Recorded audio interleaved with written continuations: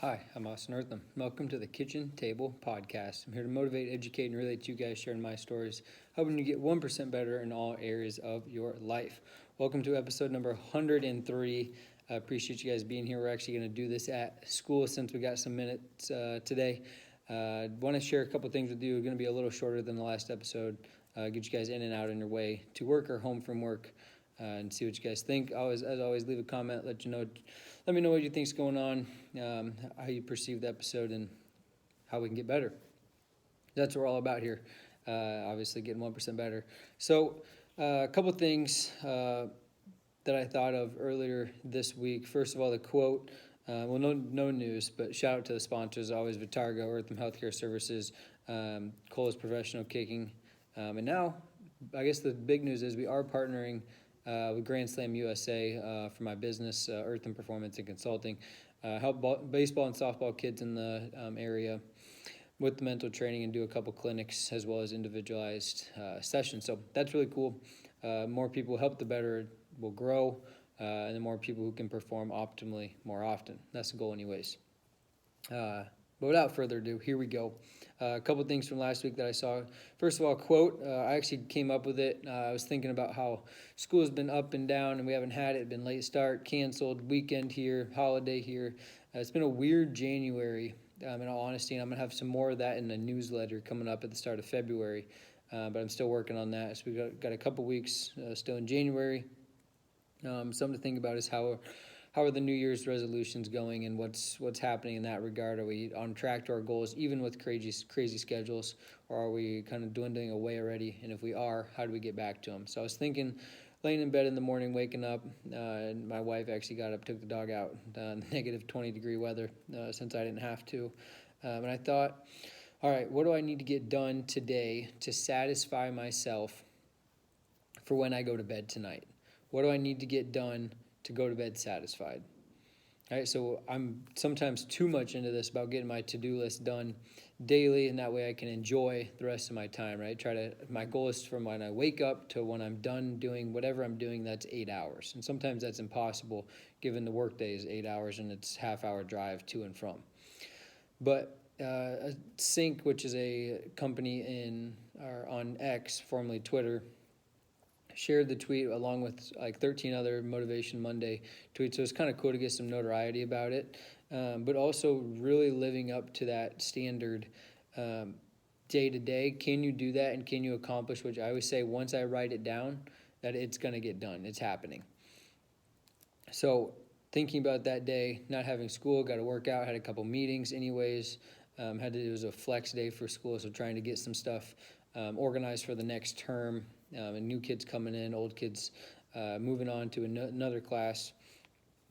But what do I need to get done, and then how can I spend that time wisely and do it well, and then how can I have fun later in the day and enjoy myself for technically a, quote, day off.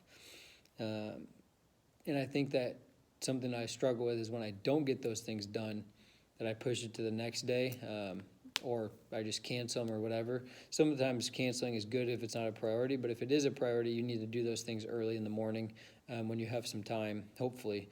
Do the hard things first and make the second part of the day a little bit easier, because your rhythm, your circadian rhythm is what I'm looking for, has a certain point. So I'm more of like a go to bed at between 10 and 11, wake up at 7 or 8 type person. So ideally go to bed at 10, 10:30, wake up at 8 o'clock, and then at 9 o'clock after breakfast, get my stretching done, and whatever is hard that day, probably a workout. That's usually what I put my day around, do the workout. In this case, I couldn't do that. So what's the most important thing to get done in order to be ready to work out when we get done with the meetings, and what I need to get done with the meetings? What part of my family, so in this case, my wife had to go to work. How do I get my dog ready for the day? It sounds weird, but he's a needy puppy sometimes. So how do I get him organized? Or if you have a kid, well, what do they need to do? Send them to daycare. You got to spend time with them, whatever it might be. But family's important. And then what's the to-do list? How can we knock it out? Talked a couple weeks ago about doing the 20-minute rule, taking a break. I personally am more of I can just grind through most of it unless I get the grind 4, 5, 6 days in a row. Then I need those 20-minute segments. But nothing gets done unless you get things done. That makes sense.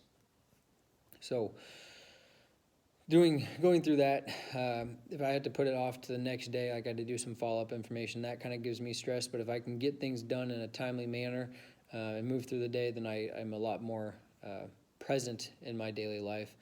But also learning something that I learned that I want to make sure you guys know is when we're going through the process, are we still having fun during it? It's cold outside, lifting, not ideal, hard workout. Don't look forward to it. Okay, so how can we start to enjoy it besides the fact that it's going to be hard? We have to go to a meeting we don't want to go to. Okay, how can this be worthwhile when do I just get it over with and move on? Or do I get something from it, build a connection, building a brand, whatever it might be, to help you move on to the next step, right? Another quote I saw this week that I thought was cool is, for one door to open, the door previously has to close. You can't go back through it. All right, so sometimes new beginnings are great. It's hard to end things, but sometimes things ending are better so that you can move forward.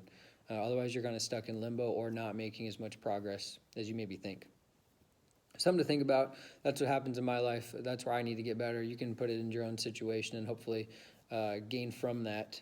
But where I saw God this week, again, just our dog is so well behaved, and he's had a weird kind of 2 weeks because schedules are shifting, things are changing. I'm home, not home. Wife's home, not home. And he's done a really good job of kind of taking the punches, rolling with the punches. And that's a good term for life, in all honesty. Remember, a dog, he basically spends all day wondering if somebody's going to pet him, hang out with him. So he's very patient, and we need to continue to be patient as well, because we don't know when our next opportunity is going to come. We don't know when we're going to hit the jackpot. We just got to keep grinding and working, and that's something that I wrote down that I really want to hit on this week. So work when we need to work and rest when we need to rest. But the amount of effort, I was watching Breakpoint, the new season came out on Netflix, the tennis documentary, how good you got to be every single day, how after your match you got to cool down so you can do another match in a couple days for a Grand Slam to win millions of dollars to cement your legacy, all this kind of stuff.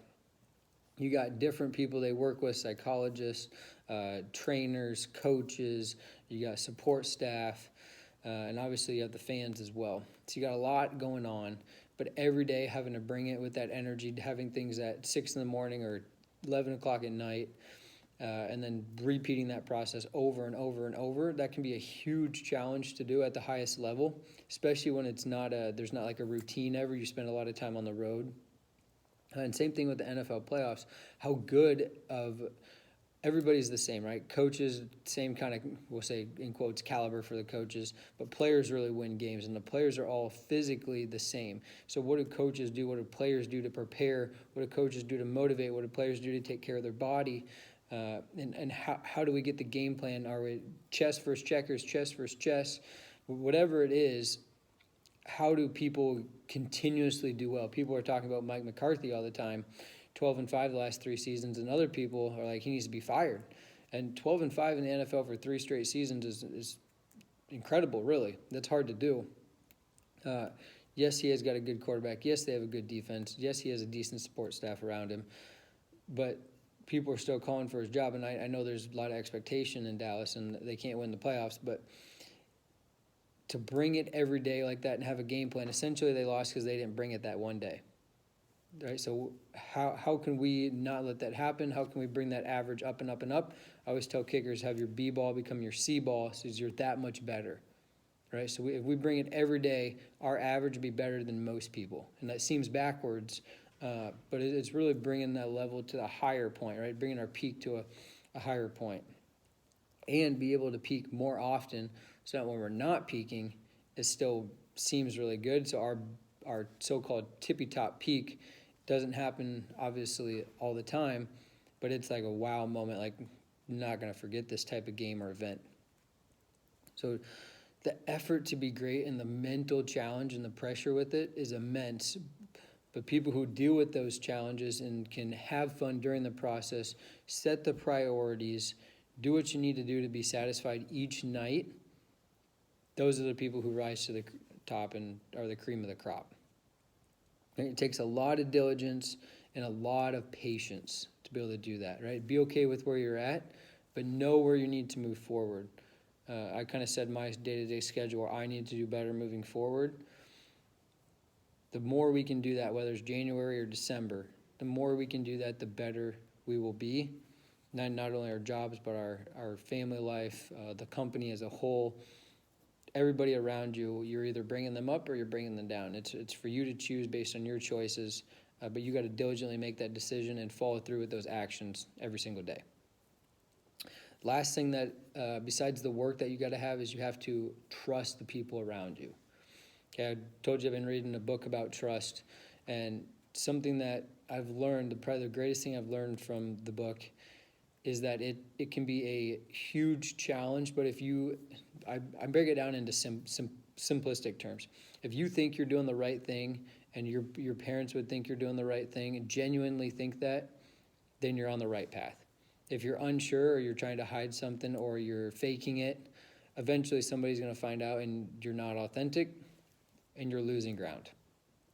The best you can be is you, right? God made you for a certain reason. Be who you're supposed to be. Let that light shine.